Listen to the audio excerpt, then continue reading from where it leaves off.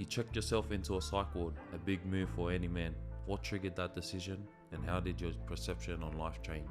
Bro, I'm always fighting every day for me. Like, I'm always in a battle. They see only what the media portrays, and they get the littlest thing and they'll twist the headlines like crazy. Alright everyone, welcome back to Mayday podcast. Got a special guest. Most of you guys probably already know who it is. It's my little brother, Taylan May.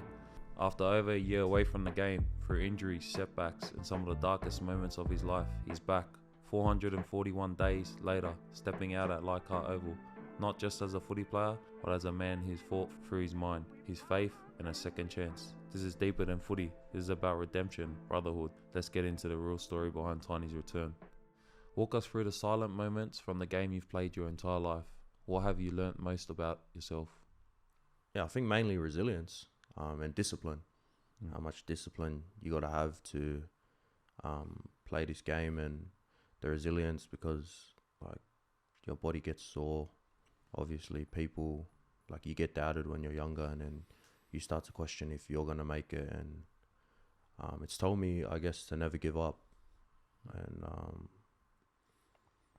just never give up. And I don't know, it's taught me a few things. Never give up. Always like believe in yourself, because at the end of the day, it's always gonna be yourself.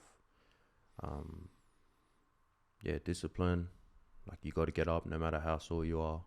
Like, there's no excuses. You can't just say, oh, I don't want to play this week because I'm sore. Like, no matter what, you got to turn up and do your job for the boys. I feel like that wasn't something we learnt. I feel like Dad really instilled that into us from a young age. Like, no matter what, discipline, resilience, all that kind of stuff. Like, Dad didn't care how talented we were. It was all about, how strong our mindset was. Obviously, growing up, you and Tyron's mindset was way different to mine, and I had to learn that as I got older. But yeah, I feel like Dad tried to instill that, not just for footy, but in life in general. Like, how Dad was very strict. And what was some of the moments you remember from Dad instilling those discipline? And yeah, I think I don't know, the main thing I remember like from Dad is just us training at the hill, or getting up early, or playing our games like at Wayland. Those are my favourite memories of playing footy. Like, I used to be on Dad's team.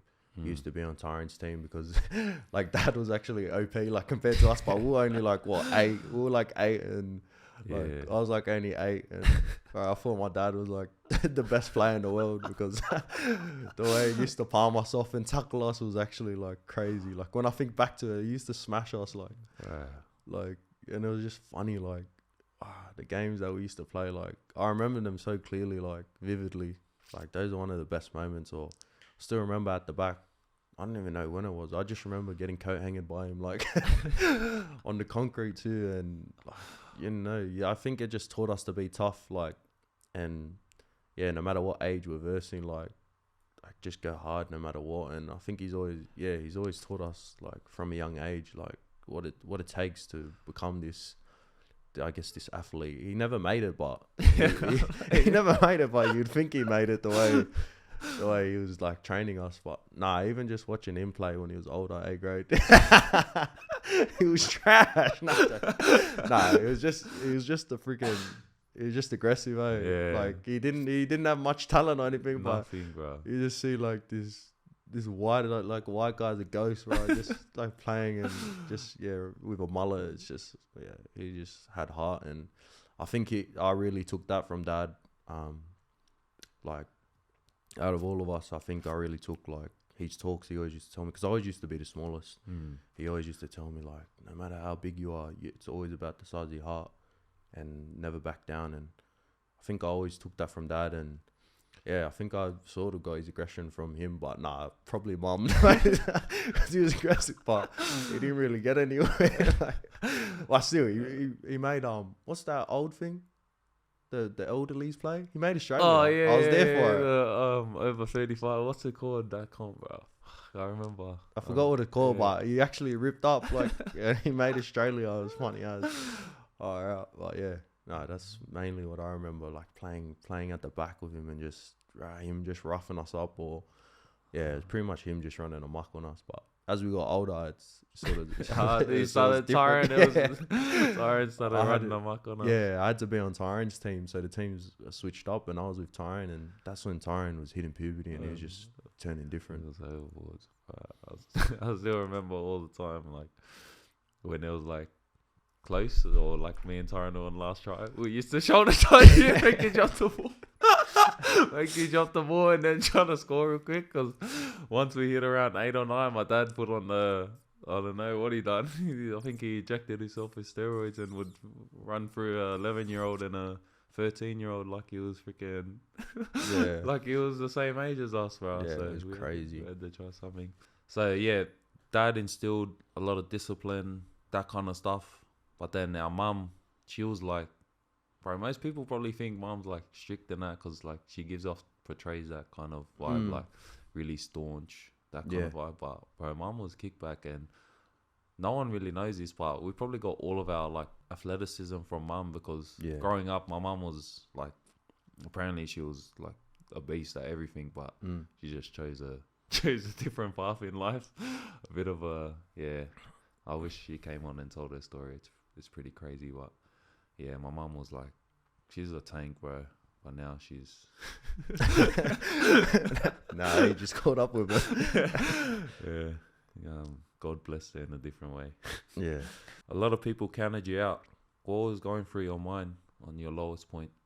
I think the main thing like was for me was like I knew I could get back, and I knew like the talent I had, and I didn't want to waste it.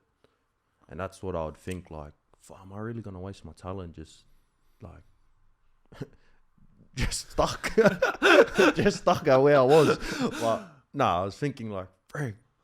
I knew what it took to get back, and I knew how hard it was. But I went through a stage where like I was training hard as with using that when I came back. I was training hard, and then, bro, like I think they kept getting pulled back, the case, and I don't know. Yeah. But I was training really hard, and I was like, stuff this, bro. I got to a point where I was like, I think it was like 4 months like left, or 2 months. I just hit a slump where I wouldn't even go outside my room. It was weird. It was like I was back like in lockdown, in like when I was in the cycle ward. Like I just like had a habit, like I wouldn't leave my room. I wouldn't want to go for a walk. But I get like that anyways, like heaps, like where I don't want to see people. I'm even like that now. Like even though I am playing, I'm still like that now, like where I don't want to see people. And I don't know, it's just always been something like that. Like for me, that's been hard. Like I just get weird, and I don't know, like I enjoy being in my room for some weird reason. Like I think even as we were younger, like I used to just watch anime, and I feel like that sort of saved me like heaps of times, because I'd put myself in the anime's life thinking I was like Naruto or something, and that's where all my tats come from. But yeah, it's always been weird. Like it's like my safe haven, like the room. I don't know, like I just sit in there, and it's not good to do that to yourself, like sit in a room. But for me, like I don't know, that's all I know, and I like sometimes. Like I just like being in my room by myself. But it's a bad habit, because obviously it puts you in your own head a lot. Yeah, because I assume a lot of people think we're probably those people like that are really into like going outside, seeing a lot of people, getting photos, that kind of stuff. But most people probably don't realize we're really, like as a family, really introverted like people. Like we're kind of like standoffish if someone wants to get a photo, or like, because we think a lot of people are fake, and we grew up like that. Like mum and dad never really showed us, love. Like they showed us love, but it was in a different way. It was always tough love. Like so like me and like our family are really like, we don't really know how to talk to people. We really like standoffish with that. But like a lot of people probably assume because we're doing these podcasts, doing these vlogs, but that's just us with people we like see every day, so we're comfortable. But when we get around people that we don't know, we get really like weird about it. So yeah, like if you ever see us kind of like standoffish or like a bit, weird, that's just how we grew up. That's our personalities. So, but yeah, a lot of people don't know that about us. That's just how our family is.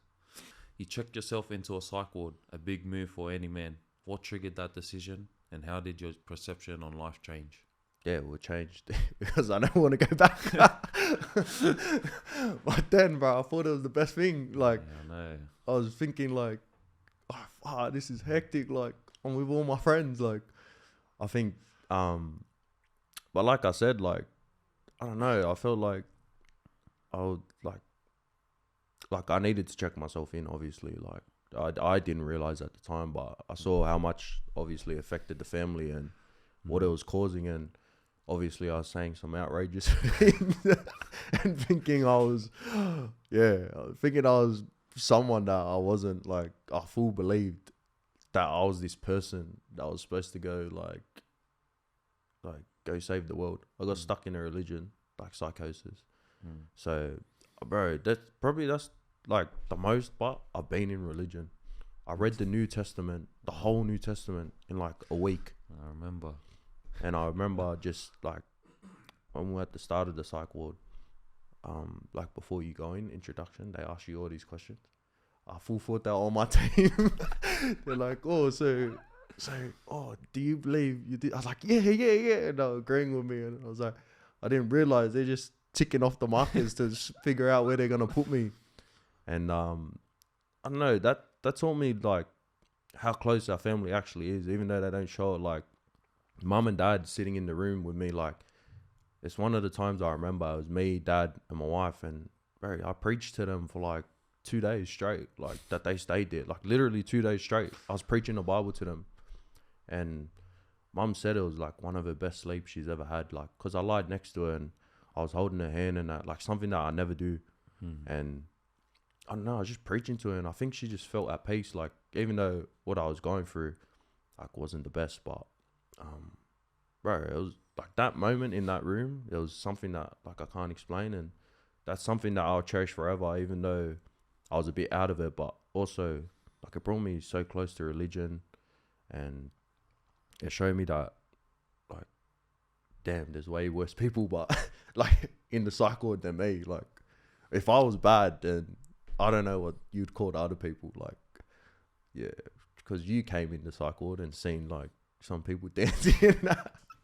But it was crazy. Like, I felt welcome there. Like, it was weird. Like, because when I got out of it, like, I came out of the psych ward, and then I went back in, and they were like, hey, doing, like, tiny, like, doing, and then, like, they were hugging me. They're like, bro, I missed you. I love you. Like, oh, I love you. But, yeah. Yeah, nah. Those visits were, were some experience, bro. Because we were only allowed to visit 1 hour a day when he got, 1 hour a day, both psych wards, because he was in the easy level, and then you got put up to the... Yeah, so I started off in the, whatever the normal level is, like where you're chilling. Yeah, they pushed me into the highest unit they can be in. And I was like, what the heck? I was like, bro, because I didn't mind being in, like, it was boring. Like, the day in the psych wards, I'm telling you, bro, they went forever. Like I say, I tell everyone, like, a day there felt like a week. Like, it was actually crazy. Like, I didn't know what to do, like, with my time. But like I said, I had the Bible in there, and that's the most I've ever read the Bible. And yeah, but frick, I started off in a calm unit, and then I thought I was getting out. And they took me to the highest unit, bro, and I was like, what the heck? Like, full cell looking things, and I was like, bro, this is crazy. Yeah, I remember the first time, like, I went in, that guy was getting to buy all the Sekis. He got taken to the Segro. Oh, yeah, bro. There was like a Segro. There was actually a Segro thing in there. And one of the boys I was close to, I won't say his name or anything, or anyone's name that was in there, but yeah, like, he went to Segro like 4 times, bro. Like, it was actually, and he was, yeah. Oh, bro, that's a whole different body, that one. How has your relationship with faith changed over the past years? And how important has that connection been in your healing? What I need to do to be like a faithful man, obviously you can't be perfect. Like, it's impossible to be perfect. You're not meant to be perfect. Like, the Bible leads you how to be a better man, to be honest. If you read it properly, like, it teaches you steps on how to be a better person, and like, just be a family man. It teaches you, it's literally got everything in there. Like, but yeah, obviously having that, like, by my side has helped me a lot. It's saved me a lot. When I had nothing to turn to, like I just had the Bible, like I was saying, and yeah, I did go through phases where I stopped believing in God when I was younger, and then when I got older, I started believing in it again. And I think a big one is seeing how much our cousins and Tiara's changed. Like my sister, man, oh my gosh, like you'd think she's like, you wouldn't even recognize the person she's become. Like I don't tell her this, but like I'm so proud of her. Out of everyone in our family, she's like the most I'm probably proudest of. And we've had our ups and downs, and I haven't been the best to her, but like, bro, the way she is now is like, it's actually crazy. Like she doesn't listen to any bad music. Bro, she's just like a good role model, like, and she's got like all the criteria like that you'd want in a girl. Like that sounds weird, but like, yeah, she's just, bro, just the way her and my cousins changed. Like my cousins used to run amok. Now, like, bro, they're just so godly. Like, yeah, it's crazy. Yeah, hard. We go to the same church as them, and obviously me and Tiny are in and out because, you know, footy, and yeah, those are just excuses. But yeah, we're not fully bonded yet. You know, we're in and out, but like our cousins and our sister, bro, it's crazy to see how much they've changed. Like, if you saw them back when they were living for the world compared to when they're living for God, it's like a whole 180 of who they are. And yeah, Tiara doesn't get much, like, because she doesn't want it. But yeah, even for me, like, us, like, making all these, like, NRL, all that stuff, to be honest, I'll trade that all in to become what Tiara is at the moment. And yeah, like, we don't say it to her much, but yeah, I'm very proud of her and the woman she's becoming. And I just know, like, that's a person that I want my daughter to become like, and that kind of stuff. So yeah, we love you, sis. There's a lot of brothers out there struggling quietly. What would you say to the man who feels like there's no way back? Well, I get asked, like, even people in my DM, like, recently, like, they're saying that they love how I can speak so openly about being in the psych ward, and they need help in that. For them, it's a tough one because so many men struggle with, like, suicide in general. And I think, like, because they don't talk about it, I think one thing that could help them is, like, to get them back is probably talk more to who you trust. But also, like, in saying that, it's hard to, like, you don't want to put that burden on someone else. But also I think journaling your thoughts, like, if you got no one to talk to, like, bro, write in a book, and then write like solutions to, like, how you can get out of it, or what keys can you use to get out of it. But also, I think talking to someone, bro, it takes a lot for you to talk to someone. But I feel like once you do, like, bro, yeah, you'll feel like a whole freaking concrete off your shoulders. Or yeah, but talking to someone and having someone that you really trust and that you can turn to, I think also helps. And yeah, writing stuff down in your journal. And yeah, try and, even if, like, you're new to it, try and get into faith or something. Like, yeah, that would be my biggest too, is definitely physical activity and just that kind of stuff. It'll take your mind off a lot of stuff. And then I reckon believing in God, like, I've had some low points in my life that I don't really speak about, but every time I have a low point, that's when I go back to God my most.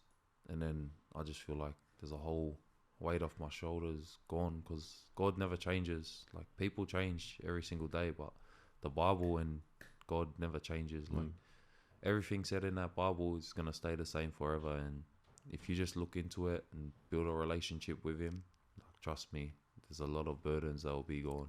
And it says it in the Bible too. So I reckon faith and physical activity for me, if you ever struggling in life. And yeah, speak to someone. There's helplines out there, there's psychiatrists, there's a lot of things you can go and seek help. And yeah, when Benji called and said train and trial with the Tigers, take us into the mind of Tiny receiving that call. Yeah, he was just real big on family, and he knew, like, that footy is just, like, it's footy at the end of the day. Like, it's gonna go. It's a short career. Like, your family's always gonna be there, I guess. And also, what helped me sway my decision was obviously you at the club. and I couldn't think like our parents wanted it, like I wanted it, and I couldn't think like going somewhere and I'm uncomfortable as like, and I don't have someone to like help me like talk to people like, cause I was quiet as at the start, but nah, Benji just calling me and giving me that chance like he really believed in me, and I think that call like changed everything, and I spoke to him, and yeah, I was a bit quiet at the start. He said he's quiet, but just when he called me, it was just like a gratitude thing. Like he was the first one to give me that first chance out of everyone, and just sparked up guess where I am now, and sparked me up. Leichhardt Oval, a try, the win, 441 days off. What was running through your mind before that game, and how did you feel crossing that line again? I'm gonna be honest, just how I saw my body was throughout the whole week. I was like complaining to my wife. I was like, "Fuck, bro, how am I gonna do this?" I was like, bro, I checked when we're playing, but I was like, Sunday. I was like, all right, sweet, Sunday. All right, I lied in my bed for like, all right, this is what I'm talking about. Like, I don't go and walk in that. Like, I'm that rattled, like my body and that, because I haven't played for so long. That cup game, it took it out of me. And I was just thinking like, bro, how am I going to get my body to feel like decent to play? That was my main thought, and obviously my lungs. I was like, frick, how am I? My lungs, bro. But we got through thanks to the boys, Moose and all that, always looking after me. And I think also it helps when you're playing like with your brother. Like, it's just a whole nother, you find that extra like, I already had adrenaline because it would have been my first game for ages. But I think getting to play with you, it's been a dream for us, like in the making for ages, and I think just playing with you and the boys, like, and playing for Benji, he gave me confidence and trust. Like he came and spoke to me, and I just wanted to play for him. And I didn't expect to. Benji told me, like, he just told me, like, you don't need to be a superstar. He's like, don't, just do your job. And when he told me that, I was like, yeah, that's true. I just need to do my job. I was like, bro, I was out here thinking, I have to score 6 tries or, that's what I was thinking. But I was like, no, I just need to do my job. Don't overthink it. And then, scoring at Leichhardt Oval, different atmosphere and different people. Like, it was crazy to see everyone and like see the crowd. Like, you get to feel those moments in other clubs, but this one was special. Like, it was a different atmosphere, and I think it was just crazy. And obviously getting that first try in new colours, all the boys are celebrating. I wanted to throw my celebration up, but I couldn't even. I was just screaming. I didn't even know I was screaming, honestly. And then until I saw the replay, and I was screaming. And it was just crazy scenes. And it's good to be back, man. Hey, shout out to all of our family and friends that came out for Tiny's debut. Yo, 100. Love yous all. Appreciate yous all, and all the Tigers fans showing love to us both. How was that, like, playing together? So we never thought it would happen, to be honest. Yeah. I didn't. To be honest, I was always like, I didn't even want you to play this year. I said it to mum and dad. I said it, I don't care. I just want him to be good off the field. I don't care if he doesn't play. I don't care what he does, as long as he's good off the field. And then when you signed with us, I was thinking, maybe they'll just give him a couple of weeks just to train and then play him in cup and develop him for next year. That's what I honestly thought too. And then, obviously got the half a game, full game, and then straight into NRL. And obviously did what you did. A lot of people expected that, to be honest. I didn't. It's crazy to see. It's crazy to finally play in an actual big game together instead of just playing at the park together and that kind of stuff. Obviously, you've seen a lot, we're linking up a lot. That's just, I don't know, that's just from growing up together. Especially playing All-Star. Yeah, that's what I said, off-season. because I had an interview yesterday. Said, we just know each other's game so well. Obviously, got that connection brotherly, but Oztag, I said, it's probably the biggest thing we've played. Like, if we had our Oztag team on the NRL field, everyone would know how we play. Yeah, sure. Even if Tyrone came down, but he didn't want to. But anyways, we always talked about this growing up, 2 brothers in the NRL. What does it mean that it's real now?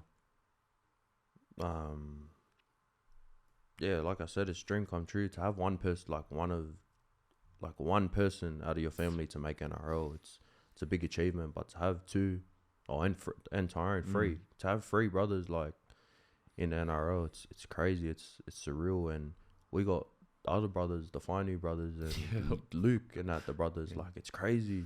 Like, how many brothers we got at the club. Yeah, I know. And like, I think they feel the same as us. Like, it's crazy. It just makes you want to go that one extra step. And now that it's happening, I think I just want to take it in like with two hands, because this moment doesn't happen forever. And yeah, I'm only on training trial. So someone throw me a lifeline. Nah, but yeah, like it's crazy. Like, I'm glad like I got to tick this off my list and say like I've played with you, like played with my brother. Like, yeah, it's crazy. Probably out of all the things that I've achieved, like it's probably the best thing. Like, and I wish Taylan could play with us too, but it's probably the best thing in my career. Out of all the things that I've achieved or done, it's probably tops it. Yeah, same as for me, but hopefully we can all get into the SAR team at the end of the year, because I know Taylan wants to play. I know you want to play. Obviously, I want to play. So hopefully we can all make that team and play for our country and represent our family. That would be a massive dream come true. And then obviously next year, hopefully we're both healthy and can, you know, make Dad cry and see us in a blue jersey. Yeah, hopefully something like that. Outside of footy, Tiny the boxer, Mayfair the artist, how important are these outlets in helping you stay grounded? When I did that boxing match, it was something new, and I guess I've always grown up fighting. Like I did karate for ages. Dad put me in it. Just fighting where I shouldn't have been fighting, but I've always had to fight since I was, I guess, because I was always the smallest and I used to get bullied and stuff. But it helped me a lot, like, to realize that I don't want to do boxing. I thought in my head that I can actually make this, like, turn pro and get all the money, like, see the money they get. Like, I was like, bruh, but nah, not after what I see what they go through and that. Like, I did like a mini camp, like 4 weeks probably, like, or 3 or something, and I was doing preseason with it, but bro, that honestly rattled me. I'd say that was one of my lowest points too. Yeah, I remember that. Like, it was like so depressed. It was weird seeing you so depressed. I was like, what the hell's going on? And then I realized how taxing it was for you, like going to preseason training, going to boxing, and then not seeing, you know, like anyone pretty much. You just, your hours were boxing, footy, and then sleep. That's it, bro. Yeah, literally, like, a cousin had to drive me, like, because I'd be rattled from preseason, and then I'd sleep in the car. Like, I'd use that sleep, like, to go to Borkham Hills because it was pretty far. And then my coach, like, my boxing coach, didn't know what rugby league was, so he didn't go light. Like, bro, I was doing like 10 rounds of sparring different people, and I was getting folded. I was like, bro, what the heck? I was like, how am I getting pumped, bro? I was like, I'm getting pumped by people that, like, that I wouldn't expect. Like, that's where you don't judge a book by its cover. Like, I was getting pumped by these people, and I was like, bro, what the heck? Am I even, like, ready for this? And then, I don't know. I remember texting you, and I was like, I don't know who I text. I don't know if it was you or Tyrone. I was like, bro, what about if I lose? Because I didn't think of it. I just thought, like, yeah, it's just going to be another fight. Like, I didn't think how much technical stuff went into boxing and how fit you had to be and the discipline. Like, boxing's harder than NRL. I'll just put it out there now. It's bro. You're by yourself. Yeah, as well. You're literally by yourself. And like Jai Obertai, like, talked about before, and I saw, like, he does a preseason, like, all the time in camps, which, right, you could just see he's tapped. But yeah, it taught me a lot of discipline and, like, bro, you have to be tapped to do that sport. And yeah, I don't know, it made me a better person at the end of the day. And I was just glad, like, family, getting to see family, that was one of my biggest moments too. Like, one of my happiest moments is when I won, but just a whole lot of stuff, like, off my shoulders. But I remember after that, like, I couldn't even do a push-up and that. Do you remember I was coming gym with you in Pastor? Like, and I was just rattled. Like, I was just done, bro. I was at another low point. Even after that, I was just low. Yeah, you've had heaps of low points, to be honest. Yeah. too many to... Actually. It seems to happen quite often. Yeah, but, it does. Yeah, I remember, like, seeing you before the fight, and I was like, fuck, bro, I think this guy's going to lose. Because you were just so depressed. It looked like you didn't even want to be there. And then remember the night of the fight, you came out real relaxed and calm. I was like, what the hell? Where did this come from? And we were all geeing you up. And I was like, oh, yeah, this guy's going to pump him. I just knew it straight away. I was like, I could tell. I was like, yeah, this guy looks calm and ready. And I feel like as soon as you saw the family, you were just like, oh, yeah, sweet. And then, yeah, you went and done your job. What about the music? Oh, my music. Still got your 10K set up? Woo! Yeah, I still got it, bro. I got a 10K set up or nothing. I always like get into things that I want to do, like, and like, I feel like because of my, like, what I've got, like, my mental health thing that I got, I'm not gonna say it, but like, I lose interest in things quick as, Yeah, like, you did.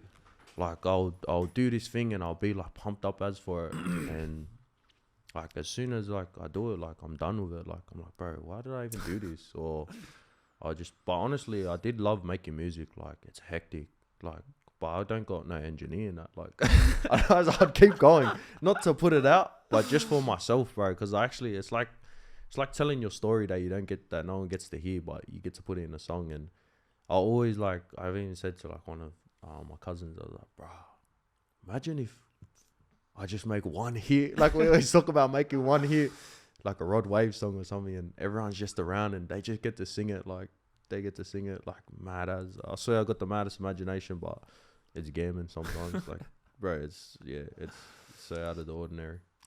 We actually got, well, I got 2 boys. Tiny's got a couple boys that do music. Just waiting for them to drop. They got real good music, Herx and Jay, but I don't know why they're not releasing. It's freaking annoying.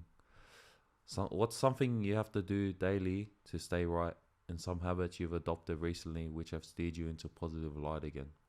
Bro, I'm always fighting every day for me. Like I'm always in a battle in my own head, whether I'm positive or not positive. But I think like having my kids there has changed me a lot, and like realizing like, oh, I can't just be down. Like I got kids, I gotta look after. Like they see me, and bro, my son's very switched on. He's only 3, but he's so like, he's one of the smartest people. Yeah. Like he can read, like it's weird. He can read emotions and that. He comes in every day. Dad, are you okay? Mum, are you okay?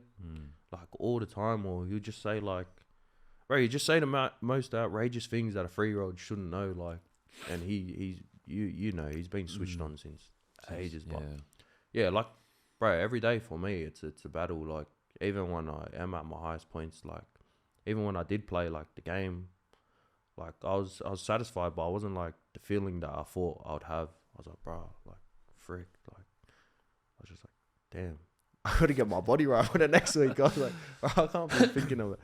But yeah, no, like staying positive, like I think is a hard one for me because, like I said, I'm always battling myself every day. It's like it's annoying too because I wish it wasn't like that. Like I always like think like, wow, what's it like to be normal?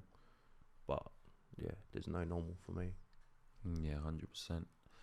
Even a big one that stuck with me was when you're going through your low points is, I remember you weren't allowed to see Achilles for a bit and you were living with me for a bit.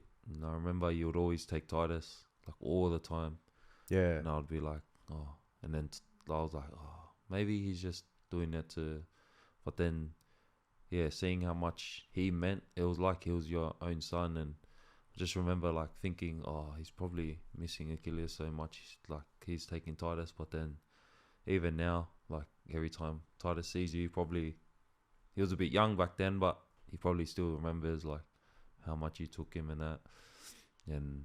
that kind of stuff. Like it's crazy to see how close our families are still. Like my aunties, my mum's sisters, and my cousins come over and see my kids and Tiny's kids a lot still. Like they don't have to. It's got nothing to do with them. Like, but yeah, I always thought like once you get older, you start separating from your family. But I feel like as we got older, we're really like getting tighter. It's weird, but just waiting for our older brother to come back. Miss him, bro. There's a young kid out there right now walking a fine line between distractions on one side, dreams on the other. What's your message to him? Bro, is to honestly don't be a sheep. Like Yeah, don't be a follower. Like, don't think like, oh, this is cool, like I have to go do it, or like stay grounded and just stay on your path. If you know you're trying to make something and you really want to go make it, like, I feel like those distractions, like, they shouldn't be like too hard to dismissal, because you're so focused on that goal. And I know it is hard, like, honestly, like, to get distracted, and I obviously haven't been the perfect person to follow or anything, but yeah, bro, if you just stay grounded and like use tools, like stay in your faith or just be around good people. I feel like having a good circle around you is like helps massively. Like us growing up, we didn't really have like our friends, we didn't go out like much, to be honest. Never. Like compared to like, bro, the people like now, like, bro, our friends like have always been unique and never really like got into that stuff. But yeah, don't be a follower. I feel like, you know, you got to separate yourself. If you want something that bad and you really want to make it, is follow, like, don't follow the crowd. Like you gotta separate yourself from that, and you gotta sacrifice those distractions that like you might get tempted. You gotta sacrifice that to become what you want to become. And yeah, that's my main focus for, like, I would tell to a youngin that's coming up and wanting to chase his dreams is, yeah, don't be a sheep. Like, don't think it's cool to go out drink because they're drinking and you're missing out. Like, you're making those sacrifices to get where you're gonna get, and then you're gonna reap the rewards later. Yeah, because I feel like most of our friends, like, people probably think we hang around a certain agenda, but most of our friends you wouldn't even know or seen. Like, they're just like normal people that we went to school with or we grew up with. Like, yeah, like, people, when they see our friends, they'll be like, what the hell? Like, I remember, like, a lot of boys have said to me when I'm around, like, the boys, Dicko and all that, like, all my close boys, Jacob, all those boys, people were like, what the hell? Who are they? And I'm like, they're my best mates. And they're like, what the hell? Like, why do you hang around them? I'm like, bruh, like, people think we hang around these people, but those are just people we, like, grew up with, or we just know. Like, we don't really hang around those sort of people. We just stick to our own inner circle. And I feel like that's why we made it as well. We could have went a different path and went with other people and done other stuff, but we stuck around our tight circle. And to this day, our tight circle, bro, like, most of you don't know this, but they were visiting Tiny pretty much every day, all of his close mates, and all the people Tiny was hanging around that said he was his mates, never went and seen him once. That's what I realised too. I was like, all of these boys that said they're close to Tiny, I didn't see one of them come to the psych ward or call you. And then when you got out, they all of a sudden want to be your mate. But all those close boys that came every single day, you know, without hesitation, that just goes to show. And I think we both realise who's real and who's not real. You've been through it publicly. When it's all said and done, what do you want people to remember you for? Bro, I don't want to be remembered from people. Like, I don't care what they think about me. Like, you could be the nicest guy and they're still gonna have like an opinion on you. It's not for what I want to be remembered from people. I just want to be remembered by my kids and my family as a good person. Like, you know, like, he was a good dad. He loved me. He showed me these things. He gave me the things like that I needed. And bro, that's the main like thing, is just to be known as a good person from my family, and that I always loved them and that I was loyal to them. And bro, at the end of the day, like, for me, it's not caring about what people think. Like, if I did, bro, I would have been long gone ages ago. Like, because the amount of the amount of stuff we cop, it's actually crazy. But people don't get to see that side. But bro, like, these people on the internet, it's actually crazy, bro. Like, with the fake accounts, or they got no names and they're saying these outrageous things, like, because they know there's no backlash to it. But yeah, just to leave a legacy, like, to my kids and that I'm a good person. Even if we are gonna say for people, what do I want to be remembered for? Yeah, just that he actually was a good guy, but they didn't know who I was, because obviously they don't get to talk to me like one-on-one, and they see only what the media portrays. And the media, the media just run with whatever. They run with they get the littlest thing and they'll twist the headlines like crazy. 100. And yeah, I always said this, like, if you were walking around with what you commented on Instagram on a fake page on your head, how many people you reckon would still comment what they comment? yeah, right. None, bro. Like Zero. it would be, yeah, it'd No be, one would comment. yeah, 100%. No one, yeah, Like you said, there's no backlash to. But at the end of the day, bro, you're like, if you're doing that to someone, you're actually like, you must be that bothered. Nah, I think like honestly, like when people do that, like it's cliche, but they always say you're never gonna be hated by someone that's doing better than you, and that's true. Like the people that are doing better, they don't care. Like, but it's always the ones that that I reckon are feeling like low about themselves, or like they're sitting in a room and they're just like, oh, let me just comment something like, so it makes me feel better. And I feel like it's mainly those people that like probably don't like themselves or what's happening with them. They just comment on it. To be honest, I actually find it funny, like when people say stuff about me. I actually like roast them, but then I'm like, oh, better chill because I might get in trouble. But then, yeah, I don't know. I'm just so used to it. Yeah, to be same. honest. It doesn't even affect me anymore. It's funny, but at the end of the day, we can only control what we can control. Tiny, you're living proof that setbacks can become setups. You could have stayed down, but you stood up. And more than footy, I'm proud of the man you're becoming. If you're listening to this and it hit home, send it to someone that needs that reminder. Redemption is real. Mad love for you pulling up. I'll see you at training. Yo, sure Foles. guys.